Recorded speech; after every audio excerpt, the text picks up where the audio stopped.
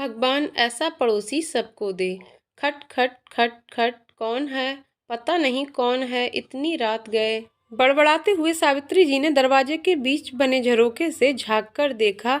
अरे रमा, तुम इतनी रात गए, जानती भी हो 2 बज रहे हैं। क्या है आंटी जी? वो बाबूजी की तबीयत खराब हो रही है, उन्हें बड़े अस्पताल लेकर जाना होगा। आंटी जी, अंकल जी से कहिए ना, वो अपनी गाड़ी से उन्हें।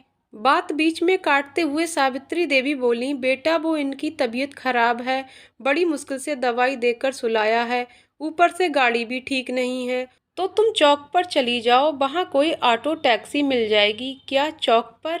रमा की आंखें भीगी हुई थीं। रात 2 बजे चौक पर? माँ बाबूजी ने कभी 8 बजे के बाद घर से निकलने नहीं दिया। कारण अक्सर माँ बाबूजी उसे समझाते रहते थे, बेटा ये वक्त असामाजिक तत्वों के बाहर घूमते हुए शिकार करने का ज्यादा होता है। लेकिन आज तो मुझे जाना ही होगा। माँ को ढांढस बंधाकर आई हूँ। मुझे बेटी नहीं बेटा मानते हैं मेरे माँ बाबूजी, तो मैं कैसे पीछे हट सकती हूँ। लेकिन मन में अक्सर अकेली लड़कियों के साथ होती वारदातों की खबरें रमा के मन में आशंकाओं को और बढ़ा रही थीं।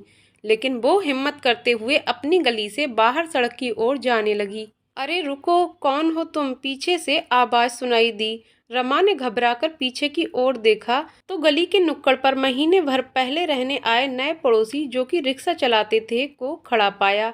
अरे तुम तो हमारी गली के दीनानाथ भैया की बिटिया हो ना? कहाँ जा रही हो इतनी रात गए? काका, वो बाबूजी की तबीयत खराब है, अस्पताल लेकर जाना है, कोई सवारी रिक्शा ढूंढने। क्या? दीनानाथ भैया की तबीयत खराब है बिटिया? तुम घर चलो वापसी, कहकर वह जंजीर से बंधे अपने रिक्शा को खोलने लगे। रमा तुरंत घर पहुंची। बाबूजी को सहारा देकर उठाने की कोशिश कर ही रही थी कि रिक्शे वाले काका अंदर आ गए। आओ दीनानाथ भैया, सहारा देते हुए दीनानाथ जी को पकड़ते हुए रिक्शे वाले ने कहा। अरे बिटिया, भाभी जी कुछ नहीं है, सब ठीक है, अभी डॉक्टर के पास पहुंच जाएंगे। पिछली सीट पर तीनों को बिठाकर रिक्शा पर तेजी से पैडल मारकर खींचने लगा। अस्पताल पहुंचकर रमा के साथ डॉक्टरों के आगे पीछे भागते हुए दीनानाथ जी को भर्ती कराया। देखिए, थोड़ा बीपी बढ़ा हुआ था। डॉक्टर ने उन्हें दवाओं सहित थोड़ा आराम करने के लिए कहा। बेड के पास बैठी रमा को शाम की वो तस्वीरें आंखों के आगे नजर आ रही थीं, जब बगल वाली सावित्री आंटी अंकल जी के साथ खिलखिलाकर गाड़ी से उतरी थीं। तब ना तो गाड़ी खराब थी और ना अंकल जी की तबीयत। बस देखिए, ये इंजेक्शन मंगवा लीजिए, डॉक्टर ने एक पर्ची रमा की ओर बढ़ाते हुए कहा। यहाँ लाइए डॉक्टर साहब, कहकर रिक्शे वाले ने पर्ची पकड़ ली। तुम मम्मी पापा के साथ रहो, हम अभी लेकर आए बिटिया। और वह बाहर की ओर तेजी से निकल गया।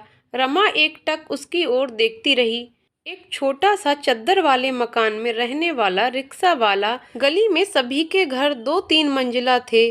सभी के घरों में मार्बल पत्थरों की सजावट थी, तो किसी के यहाँ टाइल्स थीं। बस यही एक घर अजीब सा लगता था, झोपड़ी नुमा सीमेंट की चद्दरों से ढका हुआ।